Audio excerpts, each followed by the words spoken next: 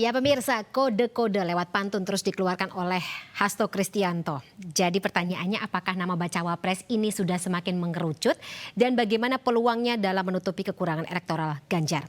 Kita akan bahas bersama dengan juru bicara Partai Persatuan Pembangunan Ahmad Baidowi dan pengamat politik Ujang Komarudin. Selamat sore jelang malam Bapak-bapak, saya sapa terlebih dahulu. Selamat sore, Bapak malam, Bang Fani. Awi. Baik, Selamat saya ke Mas Awi ya. Mas Awi, saya mau bacain dulu pantunnya nih yang diciptakan oleh Pak Hasto buat Pak Sandi. Sandiaga Uno sosok rendah hati di tangannya Indonesia Maju berlari, seluruh bacawa pres Ganjar Pranowo memang menarik sekali, menangkan pemilu dengan cara berdikari. Ada tanggapan sendiri dari P3 maupun juga Pak Sandi mungkin? Ya, karena itu pantun, kita berbalas pantun. Oh, ada pantunnya nih Mas Awi? Jadi ada. Monggo. Pergi ke sekolah untuk mengajar. Beli buku di Kertosono. Cakep. Penasaran cawapres Ganjar? Insya Allah Sandiaga Uno. Oke, Itu aja. kodenya keras begitu ya.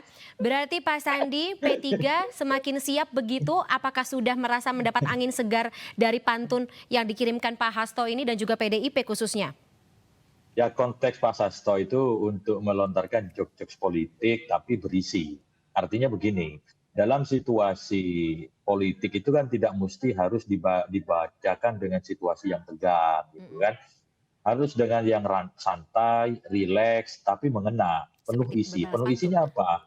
3 orang yang diberikan pantun oleh Pak Hasto sebagai cawapresnya Pak Ganjar, itu memang yang belakangan sering kali disebut oleh sejumlah media sebagai kandidat kuat untuk sebagai bakal cawapresnya Pak Ganjar. Nah, mudah-mudahan pantun yang disampaikan oleh Pak Hasto itu tidak bertambah lagi, meskipun beliau berjanji akan ada pantun lagi 2 orang kalau ada acara lagi.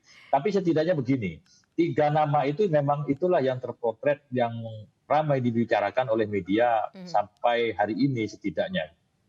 Oke, dan kalau kita hitung-hitung sih dari beberapa hasil lembaga survei terakhir begitu, nama Pak Sandi termasuk yang teratas, Mas Awi. Ya betul, dari sejumlah lembaga survei Elektabilitasnya tinggi ya?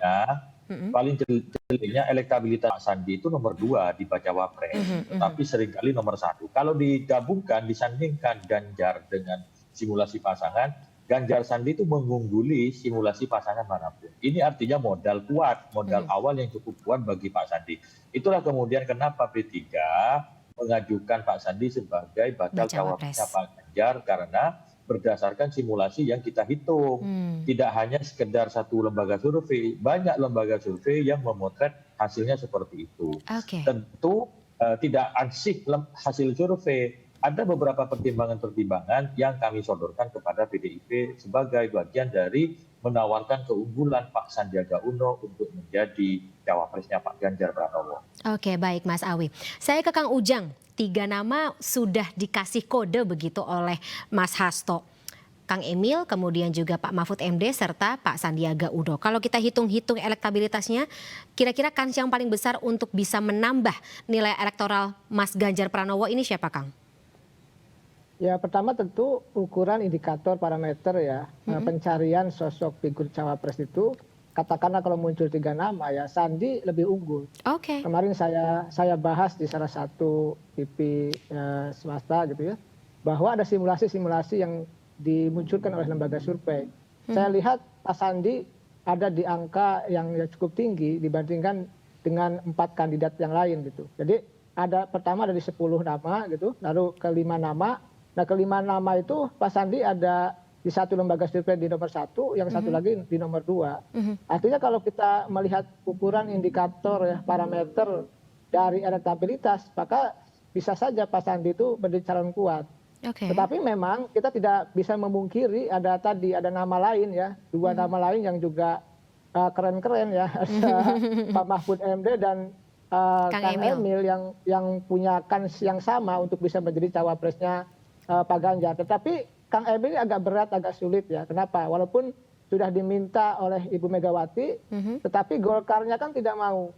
Golkarnya sangat tegas, sangat jelas sudah mengatakan bahwa Pak Emil atau Kang Emil atau Pak RK bukanlah cawapres yang diusulkan oleh Partai Golkar, bukan cawapresnya Pak Ganjar. Itu jawaban keras dari Golkar. Kelihatannya Kang Emil agak sulit, agak berat untuk bisa menjadi cawapresnya Ganjar Pranowo. Oke. Makanya hari ini ya kalau nggak salah Kang Emil bertemu dengan Pak Prabowo begitu. Jadi Baik. saya melihat, nah kalau dilihat dari 3 nama yang ada tadi, kemungkinan kecil karena Golkar yang menolak ya. Kecuali Kang Emil kalau paling kecil. Golkarnya merekomendasi lain hal. Tapi kalau Golkarnya menolak, maka ya kansnya ada 2 nama berarti Pak Sandiaga Uno dan Pak Mahfud MD. Nah kalau Baik. kita lihat kalkulasinya mestinya gitu ya, diambil atau diprioritaskan atau diutamakan dari partai pengusung yang ada di koalisi itu. Nah, tapi Ya, yang kalau dikasih kita kode lihat- keras, Kang Ujang, mohon maaf saya potong begitu. Tapi yang dikasih kode keras juga ada di sosok Pak Mahfud gitu. Satu-satunya dari 3 nama yang diposting kebetulan di akun pribadinya Pak Ganjar itu cuma Pak Mahfud.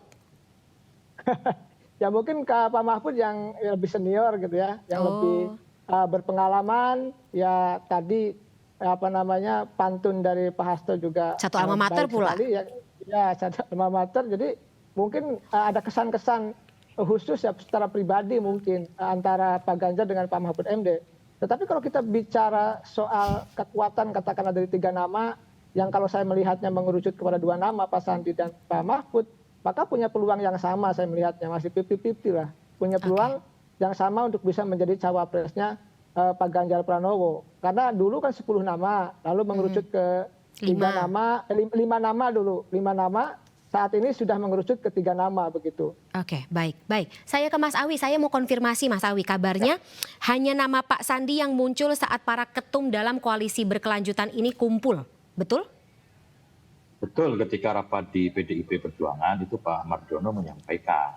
Karena memang sedari awal P3 sudah menyiapkan Pak Sandi sebagai bakal cawapres itu sesuai keputusan Rapimnas. Pembicaraannya lagi berkisar seperti apa?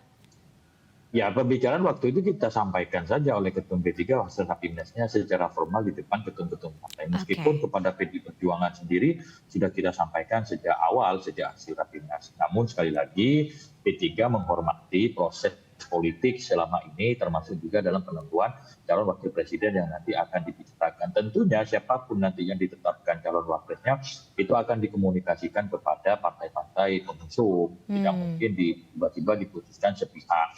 Karena di kerjasama politik kita ini setara gitu kan.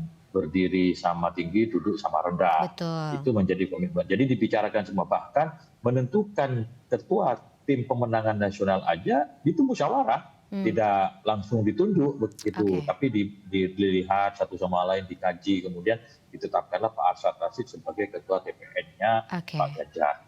Baik, siapapun nanti yang akan dipilih untuk mendampingi Mas Ganjar Pranowo, soliditas dalam koalisi berkelanjutan masih tetap sama, Mas Awi? Pasti kita tetap berkomitmen mengikat kerjasama, apalagi P3 mendasarkan keputusannya kepada keputusan Rapimnas, bukan keputusan yang diambil di tengah jalan, tapi keputusan melalui konstitusi resmi partai, yakni melalui forum namanya Rapimnas. Selama hasil Rapimnas itu belum dicabut, maka keputusan politik tidak berubah. Baik. Kang Ujang, apa yang Anda tangkap begitu terakhir mungkin, apa yang Anda tangkap dengan kondisi dari koalisi berkelanjutan saat ini? Siapapun yang nantinya akan dipilih menjadi pendamping Ganjar Pranowo, masa depan koalisi berkelanjutan akan semakin atau seperti apa begitu ke depan? Dari kacamata Anda. Kelihatannya makin solid ya. Kenapa makin solid? Kan tinggal hanya menunggu cawapresnya saja. Tim pemenangan nasional sudah ada, sudah terbentuk. Bayangkan semua elemen kebangsaan ada di situ. Dari mulai pengusaha, lalu wakilnya ada dari ex-tentara, ex-kepolisian, lalu juga dari ulama gitu ya. Itu kan mencerminkan bahwa sebuah kekuatan dalam tim pemenangan. Kalau saya melihatnya ingin tim pemenangnya the dream team gitu. The dream team itu ya tim yang betul-betul idaman ya, tim impian. Artinya tim pemenangannya sudah kuat. Oleh karena itu ya harus dibangun dengan soliditas koalisinya yang kuat pula. Saya sih meyakini ya kalau koalisi keberlanjutan ini solid, kuat, maka ya punya potensi untuk bisa memenangkan pertarungan. Asalkan mencari tadi sosok yang pas, yang cocok, yang memiliki elektabilitas yang tinggi cawapresnya.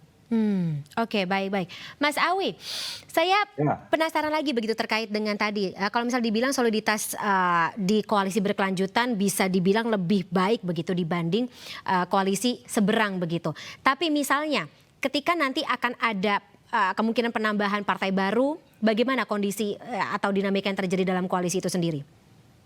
Nggak ada pengaruh apapun karena hari ini koalisi yang berkelanjutan ini sudah bisa mengusung pasangan calon presiden. Oke, jadi nama-nama yang baru muncul juga nggak apa-apa ya? Nambah koalisi yang baru ya bagus-bagus saja untuk memperluas jaringan dan jangkauan. Baik, jadi nama-nama untuk mendampingi Mas Ganjar akan ada yang baru lagi juga nggak apa-apa begitu ya? Kompetitor misalnya tanda kutip?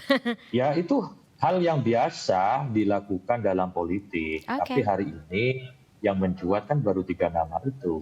Yang dikasih pantun. Bahkan belakangan tinggal Pak Mahfud dan Pak Sandi yang santer. Karena analisa dari Kang Ujang tadi ya RK sendiri kan punya problem gitu. Problem politik yang harus diselesaikan. Belum lagi problem elektabilitas setelah Pak RK tidak menjabat sebagai gubernur. Itu kan perlu dipotret juga. Gitu. Yes. Baik. Kita tunggu ya. Kapan waktunya pengumuman ini begitu, karena sampai dengan saat ini ya itu salah satu yang ditunggu-tunggu terutama oleh awak media untuk ya kita jadikan berita utama. Terima kasih sebelumnya Mas Awi dan juga Kang Ujang atas waktunya dalam iNewsroom sore hari ini. Salam sehat selalu. Kita ketemu lagi dalam kesempatan. Sampai jumpa.